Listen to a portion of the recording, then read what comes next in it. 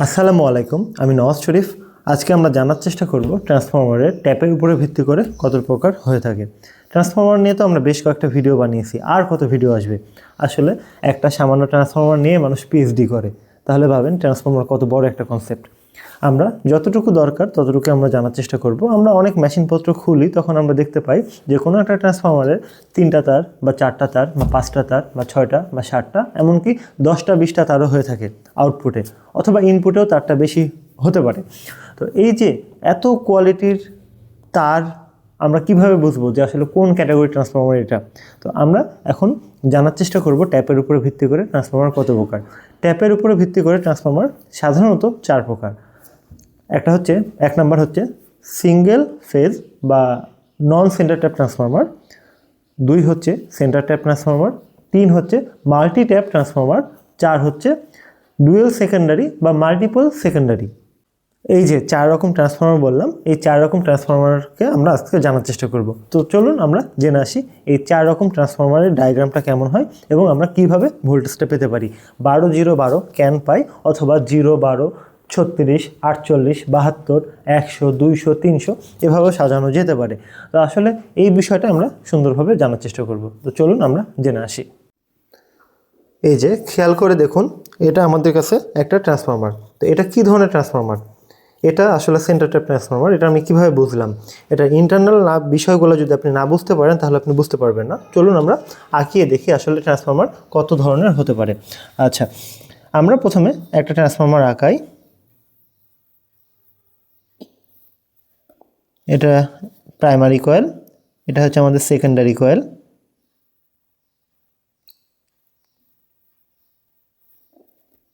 এটা একটা ট্রান্সফরমার। হ্যাঁ, আমি মোট 4টা আঁকাবো, তারপর আমি নামকরণ করছি। তো এটাতে যেটা হয়, আমি ধরেন এখানে ইনপুট ভোল্টেজ দিব, এখানে আমরা আউটপুট পাবো। ধরেন আমি এখানে 220 ভোল্টেজ দিচ্ছি, 220 ভোল্ট এসি দিচ্ছি, তখন এটা হচ্ছে এসির চিহ্ন।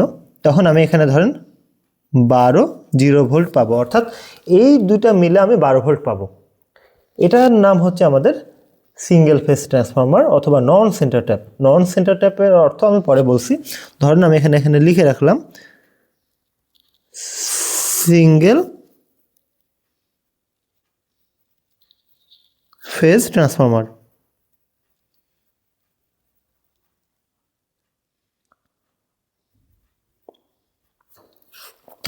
এবার আমি আরেকটা ট্রান্সফরমার আঁকাচ্ছি।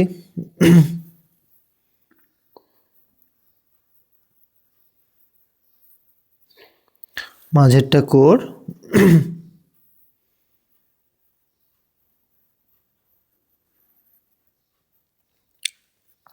এখন দেখেন, সেন্টার অর্থ হচ্ছে মাঝখানে, ট্যাপিং শব্দের অর্থ হচ্ছে কোনো একটা কয়েল থেকে ছিদ্র করে বা সংযোগ করে একটা কানেকশন নেওয়া। এটা হচ্ছে ট্যাপ শব্দের অর্থ।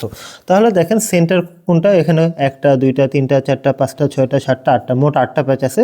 তাহলে 1 2 3 4, 4-এর একটু উপরে। এই যে এখান থেকে যদি আমি একটা তার বের করি, তাহলে এটা হয়ে গেল সেন্টার ট্যাপ ট্রান্সফরমার। অর্থাৎ 1 2 3 4, এক পাশে 4টা প্যাচ, এ পাশে 1 2 3 4, 4টা প্যাচ। এখান থেকে ধরে নিলাম আমি 12 ভোল্ট পাবো। হ্যাঁ, এখন এটা ধরে নিলাম আমি 24 ভোল্টের ট্রান্সফরমার। তাহলে আমি এখানে এটা লিখবো 12 0 12, কারণ এই যে 0 রেফারেন্সে এটা 12 ভোল্ট, এই 0 রেফারেন্সে এটা 12 ভোল্ট। অর্থাৎ সেন্টার ট্যাপ অর্থ হচ্ছে কয়েলের মাঝখান থেকে যেহেতু ট্যাপিং করা থাকবে, এই মাঝখান থেকে দুই পাশেই আপনি সেম ভোল্টেজ পাবেন। এ পাশে যত ভোল্টেজ এসি পাবেন, এ পাশেও তত ভোল্টেজ এসি পাবেন। ধরেন আমি একটা এসির চিহ্ন দিয়ে দিলাম এখানে। আর এটাকে যদি আপনি লিখতে চাইতেন যে না আমি 0 12 24 এটাও লিখতে পারতেন, তবে সেন্টার ট্যাপ যেহেতু মাঝখান থেকে টানা হয়, সেহেতু দুই পাশের ভোল্টেজ যেহেতু সমান, এই জন্য মাঝখানে 0 রেফারেন্স ধরে এ পাশে একটা ভোল্টেজ দেখানো হয়, এ পাশে আরেকটা ভোল্টেজ দেখানো হয়। তার মানে এটা কি নাম? 2 নম্বর হচ্ছে সেন্টার ট্যাপ ট্রান্সফরমার।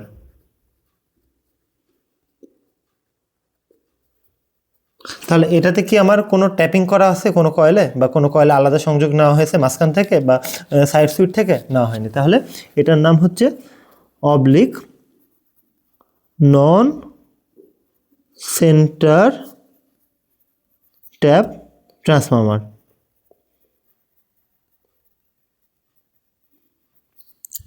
আসেন এবার 3 নম্বরে আসি। আচ্ছা, এবার ধরেন আমি আরেকটা ট্রান্সফরমার আঁকাচ্ছি। আমার হাতের লেখা খুব বেশি সুন্দর না, আমি যেটা বোঝাতে চাচ্ছি এটা একটু ফলো করবেন তাহলেই হবে, হ্যাঁ, কঠিন কিছু না। আচ্ছা, এখানে ধরেন আমার একটা কয়েল, এভাবে কয়েল আছে। আচ্ছা, এখন ধরেন এখান থেকে একটা ট্যাপিং টানা হয়েছে, এখান থেকে একটা, এখান থেকে একটা, এখান থেকে একটা, আলাদা আলাদা ভোল্টেজ নেওয়ার জন্য। এটাকে আমরা তাহলে কি বলতে পারি? এটা কিন্তু মাঝে টানা হয়নি, এটা সেখান থেকে ট্যাপিং করে তারগুলা বের করে নেওয়া হয়েছে।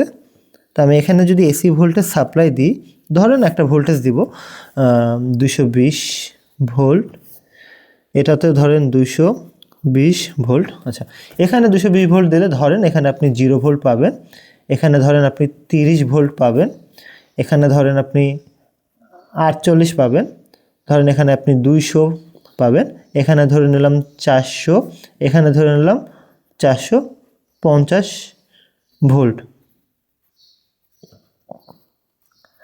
তাহলে আপনি এটা কি বলতে পারেন যে ইনপুটে 220 ভোল্ট, আউটপুটে তা এত বেশি ভোল্ট কীভাবে হলো?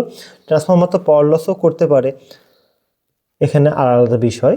ট্রান্সফরমার ভোল্টেজ যদি বাড়ায় সেক্ষেত্রে কারেন্ট অটোমেটিক কমে যাবে, এটা আপনারা এর আগের সূত্র দিয়ে আপনারা দেখে ফেলেছেন, সেহেতু এটা অবশ্যই আপনাদের ক্লিয়ার রয়েছে। তার মানে কি, আমি ইনপুটে 220 ভোল্ট দিয়ে আমি যদি 0 থেকে এই তারটাতে কোনো মাল্টিমিটার লাগাই বা আউটপুট নিয়ে আমি 450 ভোল্ট পাবো।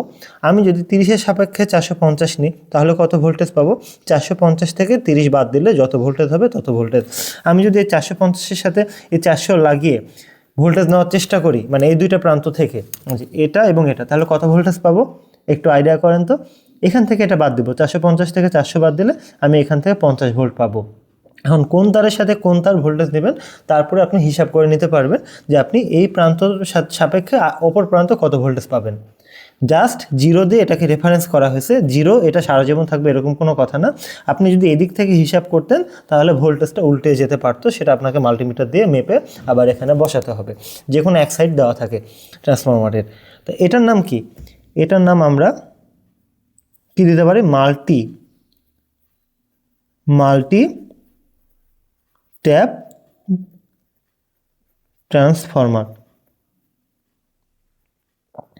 সব রকমই তো প্রায় হয়ে গেল, তাহলে লাস্ট আরেক রকম, ওটা কি হতে পারে একটু দেখেন, ওটা একটু ব্যতিক্রম।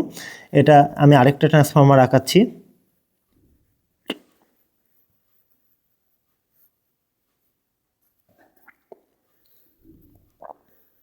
আচ্ছা, দেখেন আমি এখান থেকে একটা কয়েল নিলাম, এটা আলাদা কয়েল, আবার আরেকটা আলাদা কয়েল, তাহলে এটার নাম আপনি কি বলতে পারেন? দেখেন, এটা সেকেন্ডারিতে একটা দুইটা, অর্থাৎ এই কয়েলের সাথে এই কয়েলের কোনো সংযোগ নাই। ধরেন আপনি এখানে 0 ভোল্ট এবং এখান থেকে নিলে 12 ভোল্ট পাবেন, এটা সাপেক্ষে এটা। আবার ধরেন এটা আপনি 0 ভোল্টের সাপেক্ষে এটা 72 ভোল্টেজ পাবেন। তাহলে দেখেন এটার সাথে এই কয়েলের কি কোনো সংযোগ আছে? নাই। এটা থেকে আপনি আলাদা ভোল্টেজ নিতে পারবেন 12 ভোল্ট, এটা থেকে আলাদা আপনি ভোল্টেজ নিতে পারবেন 0 থেকে 72। তাহলে এখানে দেখেন এক জায়গাতে আপনাকে লাইন দিতে হচ্ছে, আপনি দুই জায়গা থেকে ভোল্টেজটা নিতে পারছেন। তাহলে এটার নাম কি? ডুয়েল সেকেন্ডারি, অর্থাৎ ডুয়েল সেকেন্ডারি কয়েল ট্রান্সফরমার। কিন্তু আমি যদি এর থেকেও বেশি কয়েল আবার লাগাই, আরেকটা লাগালাম, এটা ধরেন 0 সাপেক্ষে আমি 172 ভোল্ট, তাহলে দেখেন আমরা এখান থেকে 3টা কয়েল পেলাম। তাহলে এটার নাম আমি কি বলতে পারি? আমার মাল্টি সেকেন্ডারি কয়েল ট্রান্সফরমার। তার মানে এই যে 3 নাম্বার আমি লিখলাম, 3 নাম্বার তো আমি লিখেছি অলরেডি, 4 নাম্বার যেটা লিখব যে 4 মাল্টি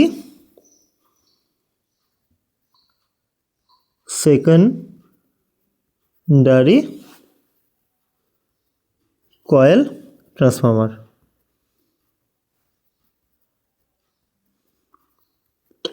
তাহলে দেখেন আমাদের ট্রান্সফরমার কয় প্রকার হলো ট্যাপিংয়ের উপরে ভিত্তি করে? 1 2 3 4। 1 নাম্বার হচ্ছে আউটপুট একটাই থাকবে, অর্থাৎ সিঙ্গেল ফেজ, একটা নিউট্রাল হলে আরেকটা ফেজ। 2 নাম্বার হচ্ছে সেন্টার ট্যাপ, অর্থাৎ মাঝখানে একটা ট্যাপিং করা থাকতে হবে, অর্থাৎ মাঝখানে সাপেক্ষে দুই পাশের ভোল্টেজ সমান। 3 নাম্বার হচ্ছে মেলাগুলো ট্যাপিং থাকতে পারে, অর্থাৎ মাল্টি ট্যাপিং, আলাদা আলাদা ভোল্টেজ আপনি পাবেন। প্রত্যেকটাই একটাই কয়েল ছিল, এটাতেও একটা কয়েল সেকেন্ডারিতে, এটাতেও একটা কয়েল সেকেন্ডারিতে, এটাতেও একটা কয়েল সেকেন্ডারিতে। 4 নাম্বারটার ক্ষেত্রে দেখেন মাল্টি কয়েল, অর্থাৎ আলাদা আলাদা কয়েল। হ্যাঁ, অর্থাৎ এই কয়েলের সাথে এই কয়েলের কোনো সংযোগ নাই, এই কয়েলের সাথে এই কয়েলের কোনো সংযোগ নাই। এই কয়েল নষ্ট হয়ে গেলে এই কয়েল কাজ করবে, আবার এই কয়েলও কাজ করবে, অর্থাৎ আলাদা আলাদা কয়েল। ঠিক আছে, তার মানে আমরা অলরেডি বুঝে গেলাম যে ট্যাপিংয়ের উপরে ভিত্তি করে ট্রান্সফরমার 4 ধরনের হতে পারে, কীভাবে কাজ করে আমরা সেটাও বুঝতে পারলাম। তো সামনের ভিডিওগুলোতে আমরা আরও ডিটেলস অন্যান্য বিষয় জানার চেষ্টা করব, সেজন্য অবশ্যই আপনারা এভরিডে ইলেকট্রনিক্স সিরিজটা সম্পূর্ণ দেখার চেষ্টা করবেন। আপনাদের এখন পানির মতো স্পষ্ট যে আসলে ট্যাপের উপরে ভিত্তি করে ট্রান্সফরমার 4 প্রকার হয়ে থাকে। তো ট্যাপ শব্দটার অর্থ আপনারা হয়তো বুঝে গেছেন। ট্যাপ শব্দটার অর্থ হচ্ছে কোনো একটা কয়েলের অংশ থেকে একটা সংযোগ নেওয়া। একটা সংযোগ নেওয়া হতে পারে, 2টা সংযোগ নেওয়া হতে পারে, 4টা হতে পারে, 5টা হতে পারে, আপনার প্রয়োজন মতো আপনি সংযোগ নিতে পারেন। তো এই যে এই সংযোগ নেওয়ার উপরে ভিত্তি করে আপনার ট্রান্সফরমারটাকে 4 ভাবে ব্যাখ্যা করা হয়। তো আমরা ডিটেলসে জানার চেষ্টা করলাম। আর যারা এভরিডে ইলেকট্রনিক সিরিজটা প্রতিদিন দেখেন তারা চেষ্টা করবেন আমাদের M41 ইলেকট্রনিক্সের যে প্যাকেজটা আছে এটা নিয়ে নেওয়ার, কারণ আমরা অনেক অ্যাডভান্সে শিখবো, সেজন্য পুনরায় রিভিশন হচ্ছে এবং আমরা ধীরে ধীরে অ্যাডভান্স শেখার চেষ্টা করছি। সামনে আমরা অসিলোস্কোপ দিয়ে আমরা হাফ ওয়েভ থেকে শুরু করে ফুল ওয়েভ বিভিন্ন বিষয়গুলো জানার চেষ্টা করব, এমনকি ফুল ওয়েভ রেকটিফায়ার বা হাফ ওয়েভ রেকটিফায়ার এই বিষয়গুলো আমরা ক্লিয়ারভাবে ধারণা নেব। তো আজকের মতো এ পর্যন্তই। আমি এতক্ষণ কথা বলছিলাম নওয়াজ শরীফ। ভালো থাকবেন। আসসালামু আলাইকুম।